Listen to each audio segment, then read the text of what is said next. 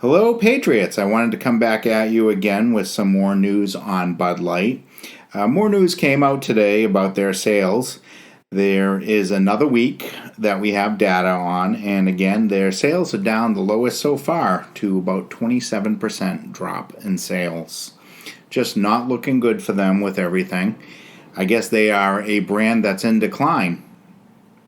Thank you, Alyssa. It keeps coming out with this information, and it's clear that this boycott's not letting up. And again, Anheuser-Busch has been handling this foolishly. And I have to say, initially, I don't want to say I felt sorry for them, but initially I thought, well, they happened to be the company that did the stupid thing, and it was the straw that broke the camel's back in terms of their partnership with a trans influencer, and it just happened to be Anheuser-Busch and Bud Light that got, in trouble.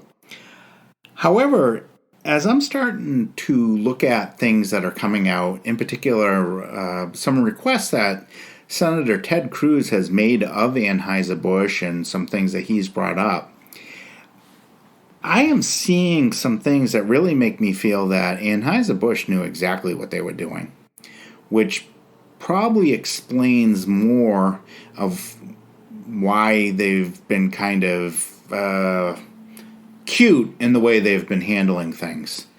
And I wanted to go over some of that stuff today because it was really eye-opening. This information, I'm working with some letters that Senator Cruz had sent to Anheuser-Busch. He and Senator Marsha Blackburn of Tennessee had paired up, and they had sent a letter to Anheuser-Busch. Part of their duties of oversight and as members of Congress, they have a right to make a request about this. And they started looking into this, and what has happened is actually the way Anheuser-Busch has even responded to them, which is telling. And I wanted to go over that with everyone because it's really very, very disturbing. It's making it very clear that they knew they were working with a influencer who has an audience of children. They're well aware of it. And that is what is disturbing here.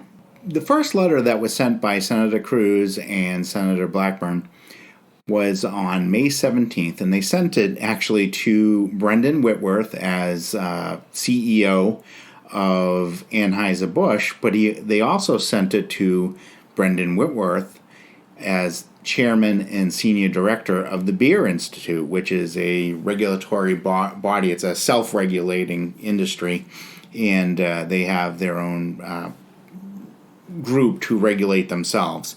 This isn't entirely unusual. We're all aware of the Motion Picture Association, creating their own rating systems, and you see that, and they basically do things like that, the self-regulation, to basically keep government out of their hair on creating regulations.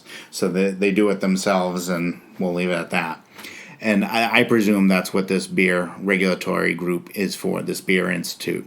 But anyway, it's just kind of ironic that Brendan Whitworth is also the chairman and senior director of that as well, because they would be the ones, and you'll see as I go through this, they are the ones that would be regulating Anheuser-Busch in their advertising. But with that said, they sent this letter off on May 17th, and they were pointing out that, hey, so the influencer that they work with, it was brought to their attention by this letter from Senator Cruz, that the influencer has a series titled Days of Girlhood. And as Senator Cruz points out, Days of Girlhood series should have been the first red flag to Anheuser-Busch that it was entering into a partnership with an influencer whose audience skews to underage. But brought that to their attention, and now It goes on to state that the campaign is starkly similar to the discredited and now illegal marketing campaigns of cigarette manufacturers that used youth-favored advertising tools such as Joe Camel in an attempt to develop early brand loyalty with children who were legally prohibited from smoking cigarettes. And goes on to say, in fact, your VP of marketing has said as much, stating, "I'm a businesswoman. I had a really clear job to do when I took over Bud Light, and it was, this beer is in decline. It's been in decline for a really long time, and if we do not attract young drinkers to come and drink this brand, there will be no future for Bud Light." I'm a businesswoman. I had a really clear job to do when I took over Bud Light, and it was, this brand is in decline. It's been in decline for a really long time, and if we do not attract young drinkers to come and drink this brand, there will be no future for Bud Light. Unfortunately, also, they point out in this letter, too, that Anheuser-Busch even has a history of inappropriately marketing beer to individuals younger than the legal drinking age. In fact, in 2009, as it states here, the Federal Trade Commission and dozens of colleges strongly criticized Anheuser-Busch for marketing Bud Light to underage college students. They went on to say the general demographics of Instagram and TikTok combined with the prepubescent content for girls pushed by the influencer and informed by comments from Anheuser-Busch's VP for marketing regarding young drinkers should have provided overwhelming evidence to the Beer Institute that Anheuser-Busch's sponsored social media influencer advertising had both the design and effect of marketing an adult beverage product to audiences whose composition was under the legal drinking age. They responded with a letter that completely ignored everything. Just a generic response, and guess what? It wasn't even signed by Mr. Whitworth. It was just signed Anheuser-Busch companies. That was extremely arrogant and foolish on behalf of Anheuser-Busch. Years ago, I was actually one of these type of staffers who would write these type of letters. I worked for a particular politician, but I was the one that was charged with writing these type of letters and sending them off to various entities, whether it be another government agency, whether it be a company. And the worst thing you could ever do is ignore the request, because that staffer on the other end, they were like game on when that response from Anheuser-Busch came in, because they knew that that's going to set off their boss, and they're going to be going after them for all sorts of information. And that was what Anheuser-Busch did, and it was extremely foolish. So, a little inside information there from working as a staffer for a politician. Before I get too far into this, I want to say I'm going to link this letter in the description so anyone can go back and take a look at it. I'm not going to read the whole thing here. I want to keep this somewhat short, but it is very interesting reading. I urge everyone to actually go and read it. So, after Anheuser-Busch gave a response to Senator Cruz and Senator Blackburn that was barely a response, we'll say, Senator Cruz's office continued to look into things and came out with this other memorandum, which is very interesting. It starts off by saying beer distributors and their employees have been economically harmed by a decision outside their control. Well, yeah, we know that. And that's the thing, too, is a lot of the people getting hurt here are the distributors. They are the middlemen who actually take the product from Budweiser, Anheuser-Busch, and then distribute it to all the retail outlets. They're the ones that are really being hurt right now. And Anheuser-Busch has agreed to pay them in some way for their losses this year, but it's not good and it's sad. I feel bad for them being hurt in this boycott. But anyway, when they originally wrote to Brendan Whitworth in both his capacity as U.S. CEO of Anheuser-Busch and as chairman of the Beer Institute, they raised concerns about Anheuser-Busch's marketing partnership with the influencer and alleged that Anheuser-Busch had violated Beer Institute advertising and marketing code prohibition on marketing to minors. The letter they sent included multiple examples of online content by the influencer that was used to target, market, and attract an audience of young people who are well below the legal drinking age in the United States. What was more interesting, what they pointed out now, is they actually had more time to discover that Anheuser-Busch was not exactly truthful. Initially, we all thought everything started with the influencer on April 1st, and we've all seen that little video clip of him opening up a can of Bud Light and acting kind of foolish, and we'll just move on. We're all sick of that.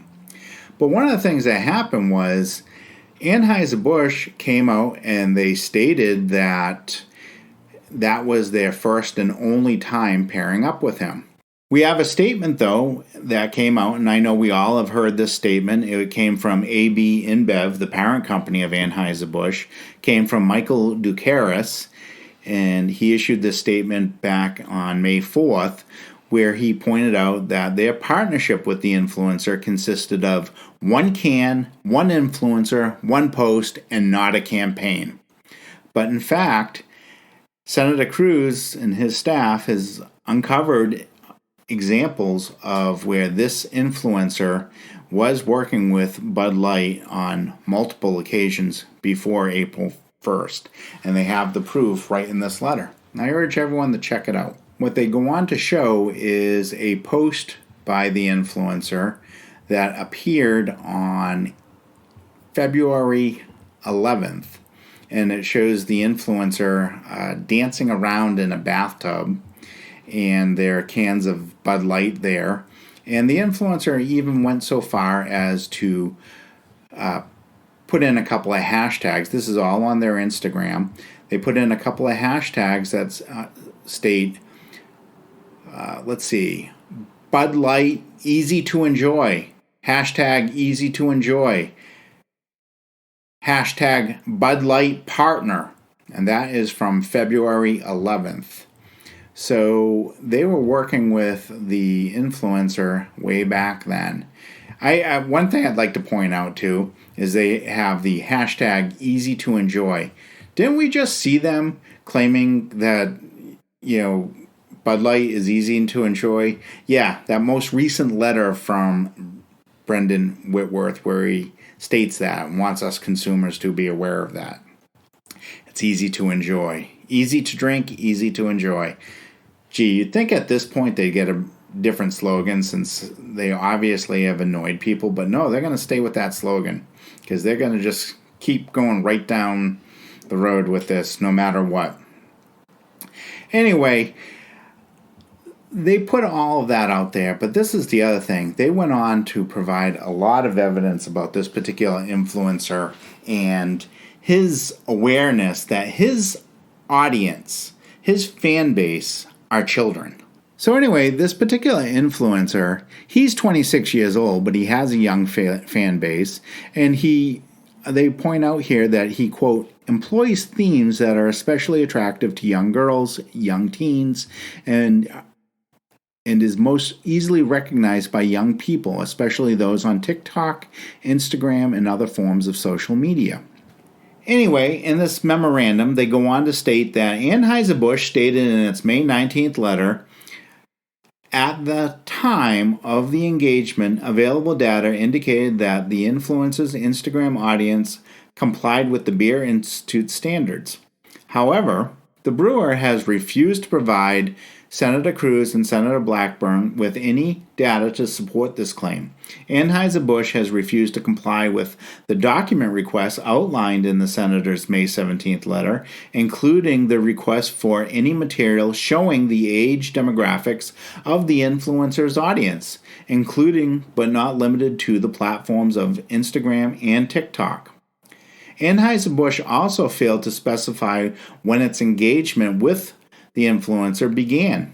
a notable omission given the now discovered February 11th post. If you go through all of the things that they posted here, it's very disturbing because they included a lot of screenshots of this particular influencer. One of them where he's dressed as a small child prancing around. Another one where he was seen with at a mall giving away merchandise and cash to teenage girls. And they even noted how one of the girls has braces on. I'm going to post these pictures, but I'm going to make sure we block out those children. It's really disturbing stuff. One of them just about made me want to throw up. It has this influencer playing with Barbie-type dolls, and actually it's Barbie dolls. He's right in front of a display, and he's looking really creepy. But anyway... So they went on to request a number of documents, and Anheuser-Busch did not provide them. As I stated before, it's very foolish when a senator or any politician's office asks you for information and you don't comply, because that just tells them you're hiding something. And they were clearly very foolish. So... I urge everyone to check this out, but I think the key thing here is that this particular influencer and their relationship with Anheuser-Busch, it's pretty clear to me from everything I'm seeing here, just by the way Anheuser-Busch is acting and has been acting through all of this, that they were well aware of what they were doing. And the reason for selecting this particular influencer was so they could market their product to children. And they're well aware of it. I don't think this was a mistake. I think this was something that they were doing because they need to make sure they get new drinkers. And as our friend Alyssa has stated, it was a brand that was in decline, as she was going on about. The reality is beer in itself is losing some popularity with people. And kind of like soft drinks, sodas were losing popularity as other drinks became available. And beer was one of them that was losing popularity as people were moving on to some of the hard seltzers and things like that. So...